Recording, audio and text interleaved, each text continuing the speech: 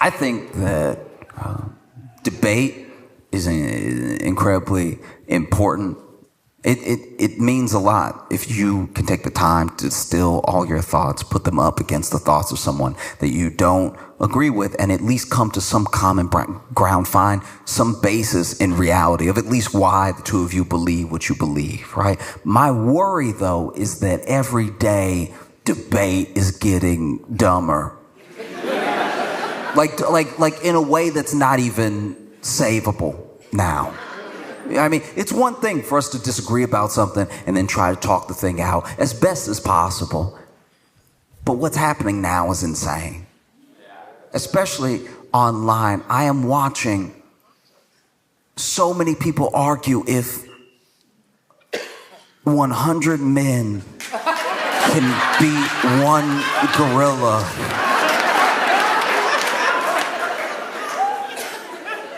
Based on the comments I am seeing, I'm terrified that one gorilla might outsmart 100 men. This is very bad.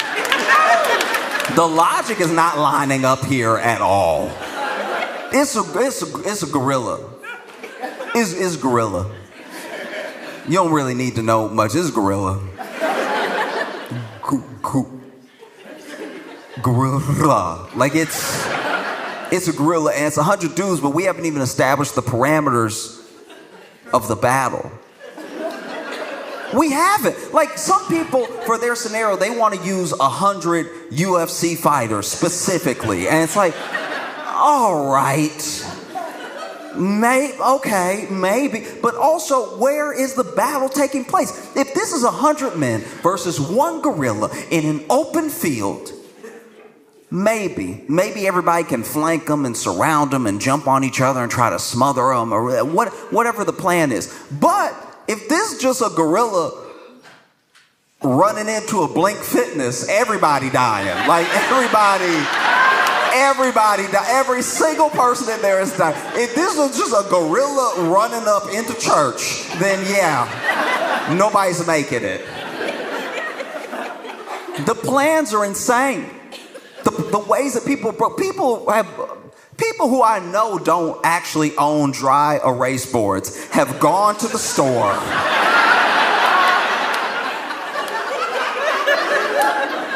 Bought a dry erase board specifically for this purpose. Brought it home and then put it in front of their phone like they just had that in the garage or something.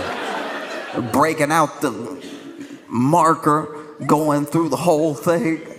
And this is what gets me, right? Is that no matter who you talk to, anyone that really believes that these 100 men are going to beat this one gorilla, no matter who you talk to, everybody is like, all right, look, some of y'all will die. It's like,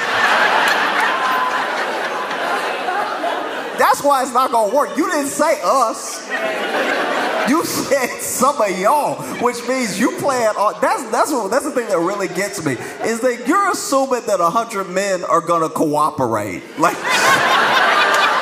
you're assuming 100 men are just gonna be like, yeah, you got it, boss. No, you know what I mean? Cooks are gonna be in that kitchen. Probably enough for a gorilla to kill. That's crazy. 100. I've been going, it's been a week. It's been a full week of me arguing with people. I'm like, guys, it's a gorilla. It's a gorilla. Okay. No. This is important. This is important, all right? Because I could tell just by the vibe in here that a couple of the dudes in here are like, nah. I can feel it. I can legitimately feel it. I'm not psyching at all, but I'm looking at you, look at me, and I can see a couple of y'all are like, all right, maybe he can't do it, but somebody been working out all winter. Okay. No, okay, this is important, all right? So, in the true crime documentary space, okay, as men, we've had a rough go of it. Turns out we do most of the killing, okay? We do a lot of the killing. We do a bunch of it. Some would say all, some would say we just haven't caught the women yet. But we do a ton of it, all right? We do an HBO, a Netflix, a Paramount, a Hulu, a Disney Plus amount of the killing, all right? We do all the podcast killing, we do all that, right? And because we do all that, we've been getting a bad rap for a while. There's a lot of people like, ooh, you going to a dinner date with a man? Watch out, girl, right? Like it's just all of us killing all the time. I haven't killed anybody. I've been at home watching these men kill. But said all that to say that in 2024, we got a bit of a reprieve, right? We got a little bit of a stay on our beat down in the media as men, right? Because a documentary series came out called Chimp Crazy, all right? Now, Chimp Crazy is, you may not recognize it as the savior that it is, but you got to remember that in documentary series, all of them, almost exclusively, have been about men being evil and bad and murdering and all this other stuff. And then finally, there was a show called Chimp Crazy, where almost exclusively white women were adopting chimps, letting them get too strong and releasing them into the community. It's like, that's what we needed. It's not all up. Finally, something is not a man's fault, because they interviewed these women and they're like, no, he's like my baby. And then he gets real strong. She's like, ooh, let him out the window. Like, if you have not watched it, it is a phenomenal series. It is genuinely terrifying and insane, and it is both brilliantly done and horrible to watch, but also captivating. You can't look away. It is truly insane. And I know that there should probably be a name. There should probably be a name for what this thing is that these ladies have, because basically in the US we like having exotic animals, and one of the exotic animals that people really love having is chimps, right? And so these people will get chimps on the black market, and when you get a chimp very, very young, it does act almost exactly like a human baby. Now, what's so crazy about this situation is that some of the women in these Chimp Crazy scenarios, they do have kids. They have kids. The kid will even be like, oh yeah, I went to college and came back and she didn't notice. She loved that chimp. That chimp is her favorite. Yeah, I don't even know what to do. Right? So some of these women do have kids, some of them don't, right? But they treat the chimp like a child, because when they get it, it genuinely needs them the way that a baby would need a mother. They even have to hold the bottle for the milk, and they have to cradle it just like a baby and everything. And it's very sweet, it's very cute, and the chimp does get attached to them, like deeply attached, like a baby would, right? And the first 2 years of owning a chimp, you shouldn't do it, don't do it. The first 2 years of owning a chimp is exactly like having a baby. You know, they're not really talking, they're learning to walk, they're doing all the stuff like on this sort of timetable that's almost close to like a human baby, right? And then at three, the chimp does get stronger than a baby, but still acting like a baby. You can still train it and tell it what to do and get it to stop doing stuff and everything, because the chimp is like, it's taking in all of this stimulus around it, and if you raise it like a kid, it'll start acting like a kid. At five is where you run into trouble, because at 5 is the first time the chimp looks around and goes, I'm the strongest one in here. I don't think I'm going to bed. All right? So, said all that to say that one example is in the show Chimp Crazy. This woman is, okay, so she has her chimp, right? And the chimp, they've been trying as a community, as a city, they've been telling her, you gotta get rid of this chimp. She's like, no, it's my baby, no, I can't do that, no, right? Never mind the chimp. She would take the chimp in the truck with her to go places, so she'd take it to go get ice cream or whatever. And there was one time she took it to go get ice cream, and it just got out of the truck, and nobody could get it back in, and it stopped traffic because it was like, I like where I'm standing right now, and I bet you won't move me, right? And so then the city told her, look, if anything like this ever happens again, we have to come get the chimp. You can't just have the chimp stop in traffic and stuff. She's like, okay, right? Then one day, the chimp's got to be like, oh, it's over 5 now. And it's just wilding out because it's like, you know what? I should be in the trees. I should be in the trees, and wood paneling isn't going to cut it. So it's flying throughout the home, right? And she freaking out. So then, as much as these women are like, this is my baby, this is my child, whatever, when you listen to the 911 call, almost every time, they're like, shoot it, shoot it, shoot it, shoot it. Almost exclusively. Every single time, right? And so basically, then she's over here, she is either making so much noise or calls her neighbor that her neighbor comes over to help her, right? Now, this neighbor doesn't love the chimp like she loves the chimp. So the neighbor is like, we have a wild animal in here that will kill us on purpose or by accident. I have no idea, right? And she's already calling. She's calling the 911, and she's like, shut it, shut it, shut it, shut it, right? And then her neighbor, in order to try to subdue the chimp, attacks the chimp from behind, right? And then the chimp turns around, and I don't know if it was on purpose or by accident, but that chimp slapped her face off. And that's not even a gorilla. So you have no chance against a gorilla. In what world do you have the nerve to think you could last again? And then you see the dudes in here. No, okay, we gonna send them in waves, right? So that first wave gonna get in there trying to tire him out. It's like, no, he won't get tired if he killed for fun. If murder is his favorite game, he's not gonna get tired of anything. No. You run it up on that gorilla. Gorilla just grabbed 2 dudes, right? Just grabbed their legs, used them as nunchucks to beat everybody else. They're over here going full Bruce Lee with it.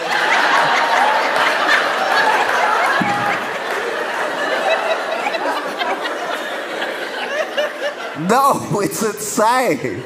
It's an insane premise. No. You're assuming 100 men are going to cooperate, coordinate, execute this plan. You're assuming you don't have a single coward in there. Because I'll tell you right now, I'm not the one. All right? You better pray I'm not one of your 100 men.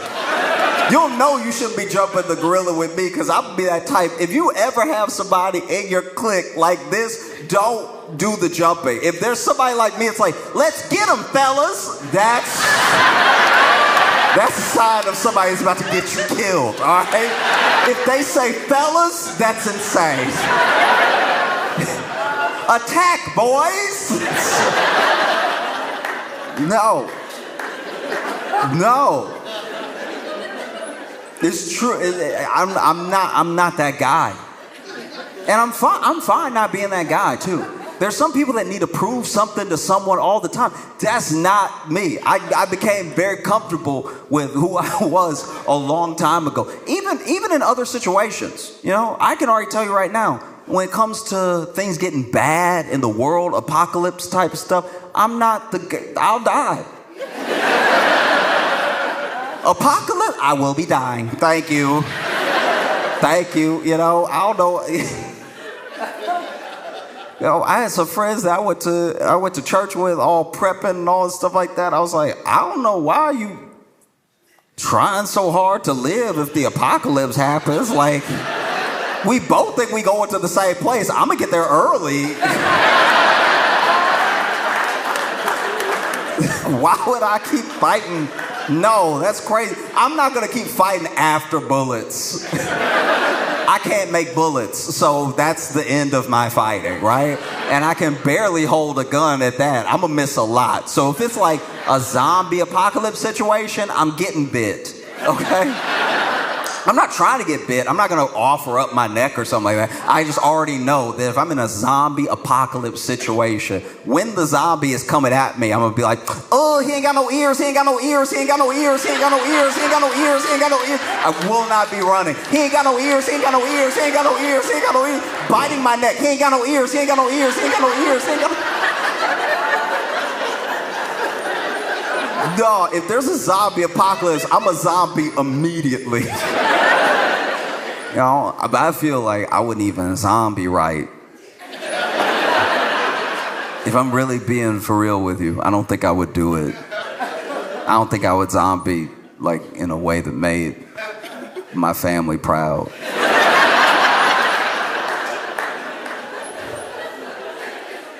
Do you know what I mean? Like, I don't think I could. Because I'm already not a fighter. I wasn't fighting enough to not be a zombie. I was ready to die. You know, like I've watched The Last of Us. I was like, would not be me. That's not making it to season 2, probably not episode 3, all right? You're not gonna catch me fighting to live in a world with no Wi-Fi. Are you serious? What are you doing? I'm out here trying to treat this water, drinking dirty water, but I put charcoal in it, so maybe that'll get some of the... Just so I can read by candlelight? Are you serious? No. I'm not gonna be fighting this hard to live in the past. No, and then I get bit, now I'm a zombie, and I'm an embarrassing zombie. I just don't think I would have... I don't know if I got the base to be a zombie. Do you know what I mean? Because zombies supposed to be like,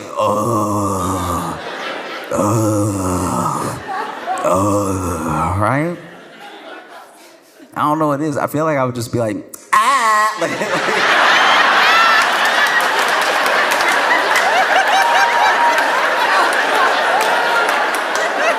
I got my hands wrong too.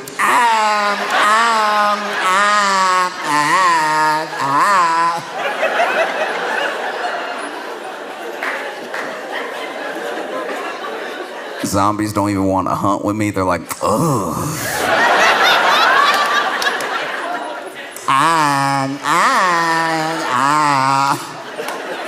Even humans are like, can I be bit by anybody but him? Like, I don't like what he's doing. Oh, new zombies trying to show me how to zombie right. Like maybe, I don't know, who knows? Maybe somebody I know got bit before me, and zombies can like communicate a little bit because it's like a virus that you both share and you trying to spread to other people. So there's pulling people aside, trying to get them to give me a chance, you know. And over here like, yeah.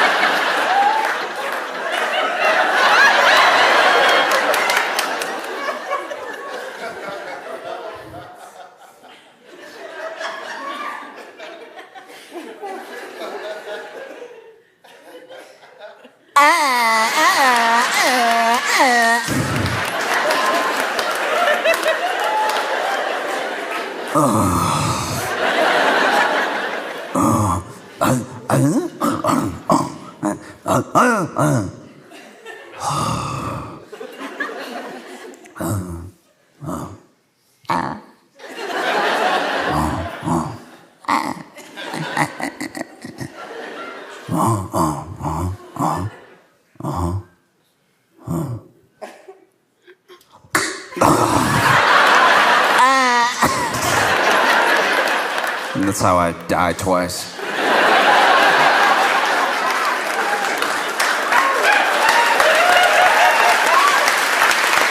Like, all I'm saying, all I'm really trying to say is that I'm not like a survivor in that way, you know?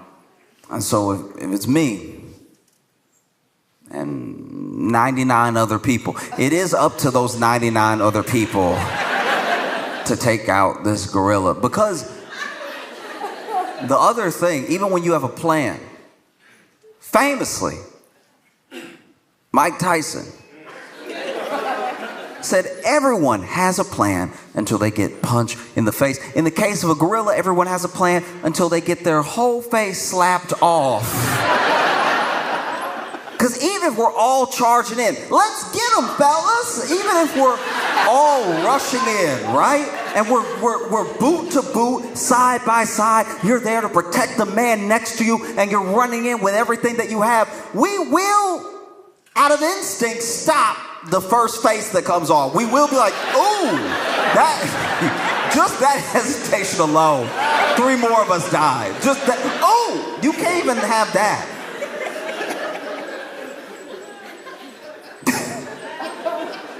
Oh, because if we're talking about 100 men, this is the way I imagined it. And maybe I'm wrong to the people who I think are wrong. The way I imagined it, it was 100 men. It'd be 100 men at random, 100 different body types, 100 different backgrounds, 100 different ages, you know? So I think you're rushing in with 100 random men. If you even have a plan, if you really think you can pull this off, right? I think you still have to take into account who you're going to have by virtue of that randomness. Like, I think out of 100 men, you're going to get at least 9, maybe as high as 13 actual martial arts practitioners.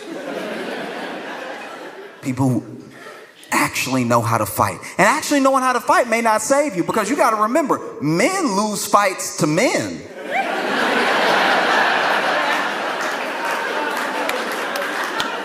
Every time men fight, a man lose. So just because he knows some stuff doesn't mean it's going to be effective. You might have your jiu-jitsu practitioner in there. Blue, black, who knows? Whatever belt suits your fancy for the scenario. He runs in. He actually syncs up an arm bar on that gorilla. Gets him right where he wants him. Grabs the arm, legs in between, pulling it, trying to break that elbow, right? Pulling it as hard as he can. And you see the gorilla go, oh. Oh. That is useful. Bow, bow, bow, bow.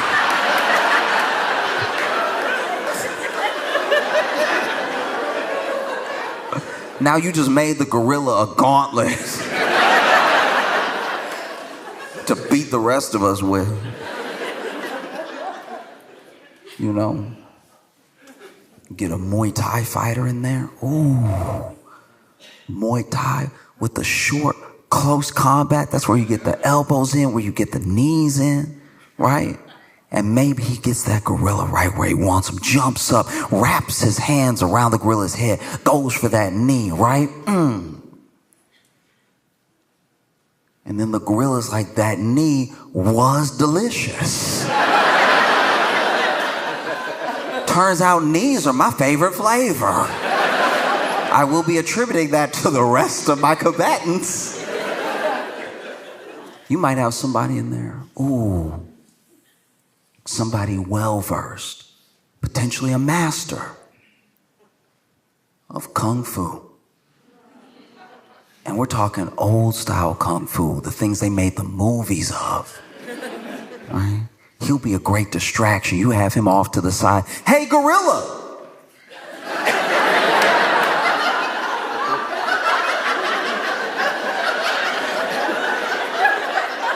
Y'all now. Y'all get him. Hey, get him. Hey, hurry. Y'all, he getting close. Y'all. Hey, he getting close. Hey, don't run. Oh, he getting close. Y'all, hurry, do something.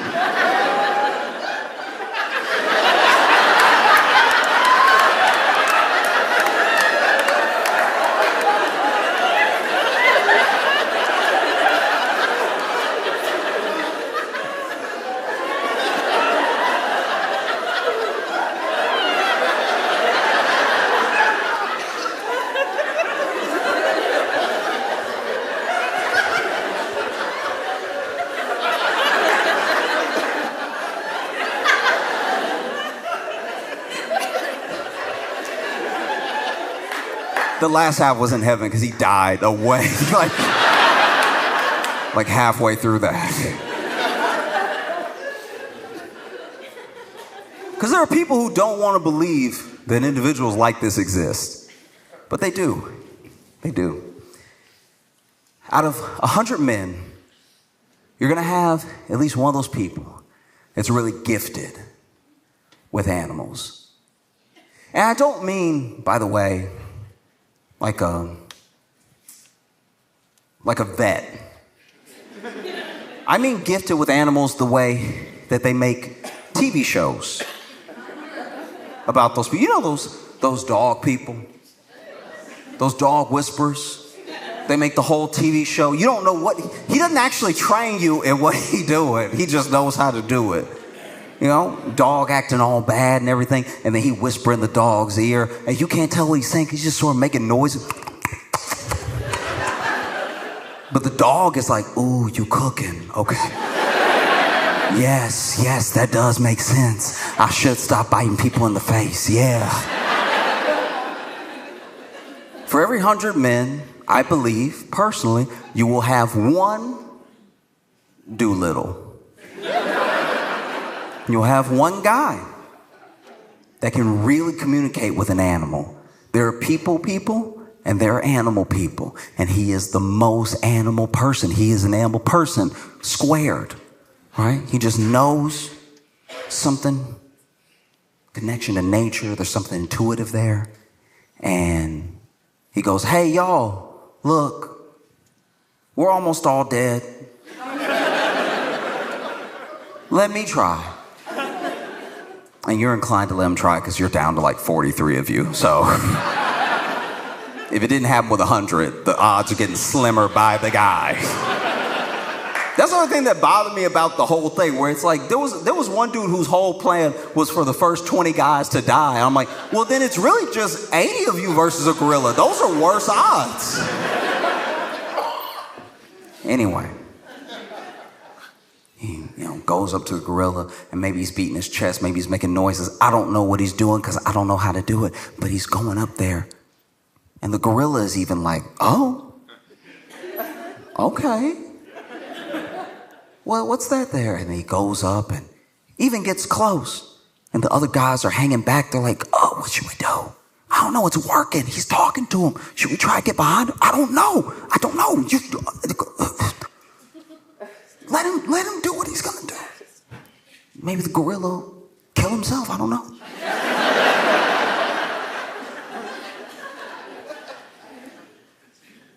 He goes up to the gorilla and he's communicating in whatever shared language, shared motions, movements that they have. And he tells that gorilla, hey, look. It's about 43 of us left. Kill everybody but me.